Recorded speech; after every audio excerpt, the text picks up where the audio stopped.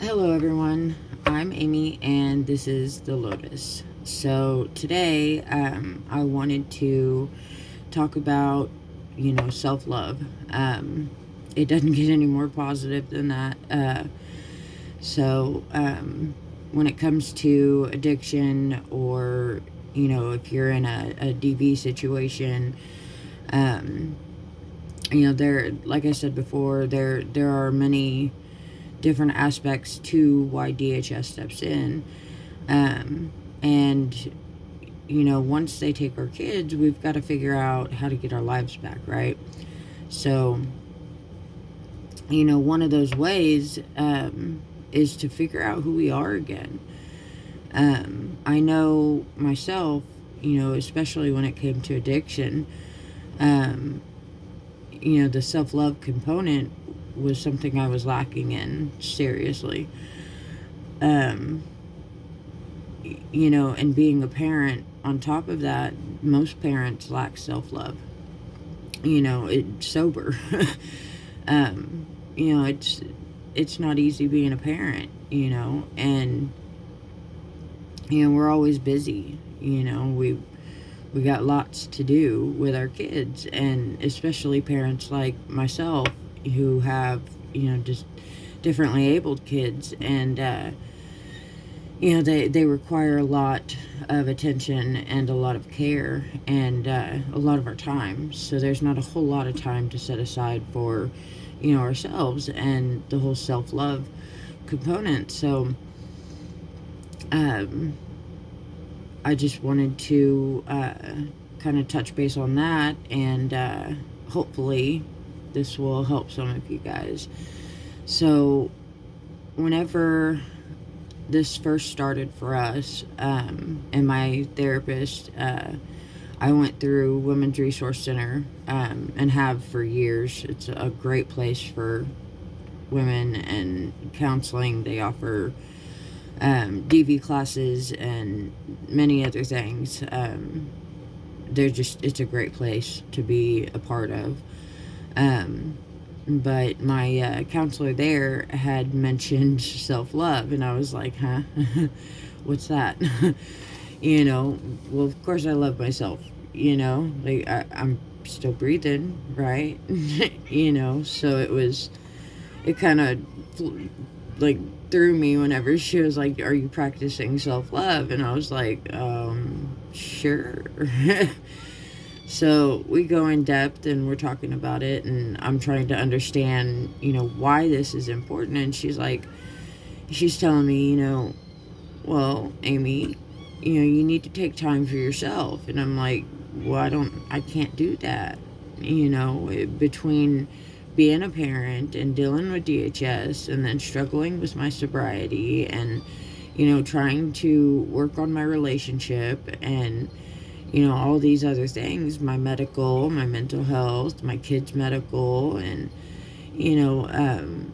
just trying to balance all these different pieces of my life, there wasn't a whole lot of time for myself.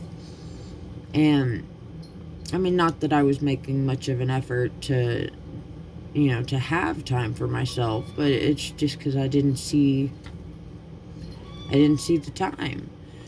I didn't see how it was doable. So, needless to say, once I understood what it was she was telling me, make time for yourself, and I finally did, I understood why it was so important.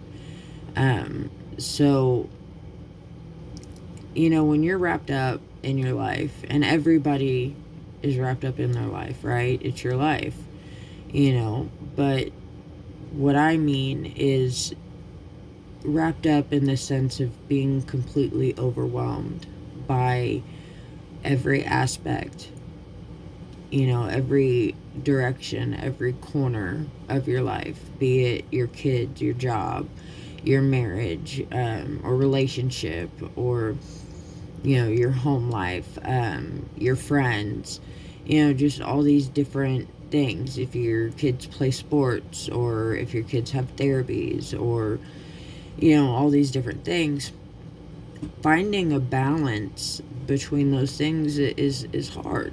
and sometimes can be very overwhelming and discouraging, especially within addiction. It oftentimes can drive someone to relapse. I know that's part of what drove my relapse. It was a large part of it. Uh, I had been running at top speed since my daughter was born, and I fell apart. I didn't have any more steam. So I found something that gave me steam. Um, and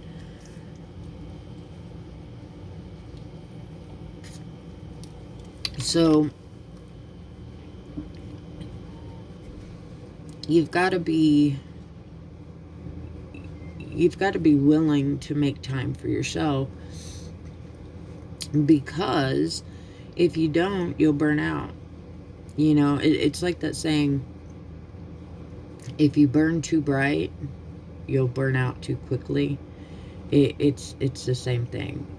I mean, in my opinion, it's, you go too fast, you're going to run out of fuel faster, right? So making time for yourself is important, because, you're important too. That doesn't mean that your kids or your husband or your friends or your job or, any of those things are not important. It just means it's okay to be selfish a little. It's okay to say, everybody, I need to breathe. That's perfectly okay. And even though society tells us it's not, oftentimes, and we feel like we're being just completely selfish, we're not. It's important to our mental health. It's important to our physical health, really. And it's important to our kids, raising our children. The happier they see our parents, or the happier they see their parents, the happier they are. Lead by example. You're teaching your children to be happy people by doing that, by making yourself happy too. And it can be anything. It could be taking, an hour bath, a bubble bath, while you read a book. Or my thing, I'm very artistic, so I like to write poetry, or make jewelry, or draw. I love to paint. Half my clothes are covered in paint. Half my shoes are covered in paint. So, it can be anything. Just find that thing that you enjoy doing, that thing that you love doing, that excites you. That thing that gives you that rush of dopamine. And that's a chemical in your brain that makes you feel excited. Whenever you get excited about something, that's what you're feeling. You're feeling that chemical in your brain releasing, telling your body, this is good for me. I like this. And it's a healthy good, rather than, the chemicals the bad chemicals that you're putting in your body with addiction. Dopamine is natural. Your body makes it on its own. You don't need all the extra. You can do it all on your own, just by doing something you love. And it can be simple things, and I understand that, it's not always easy, but, as long as, like, my thing is once a week,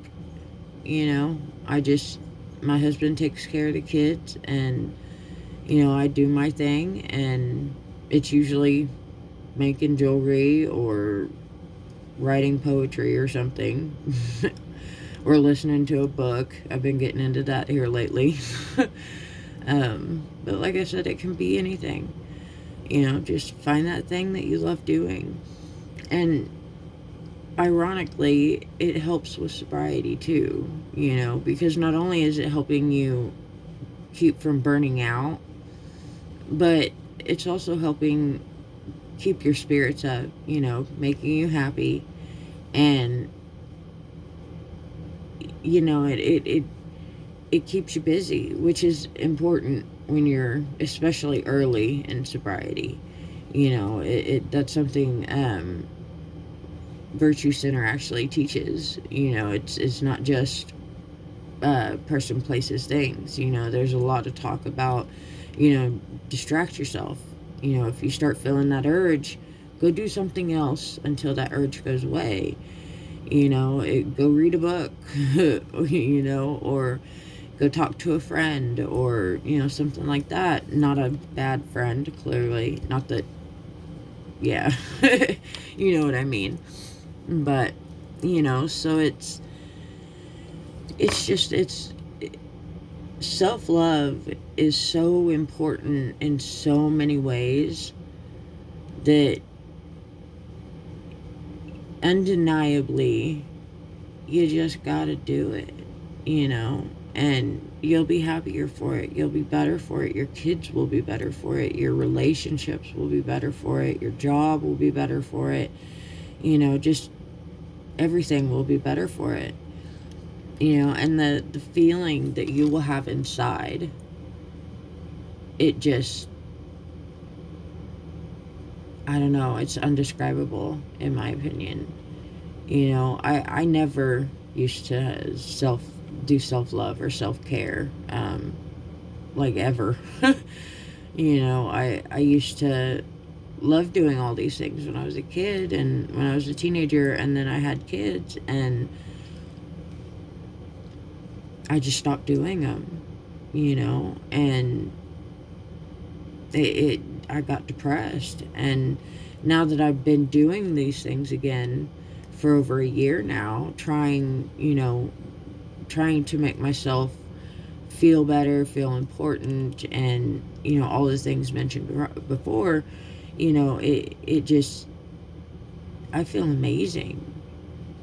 I have way more good days than I do bad days, by far, especially compared to where I was before the relapse. Before the relapse, I don't think I was having any good days. I was constantly running, I was constantly busy, I was always struggling, stressed out, so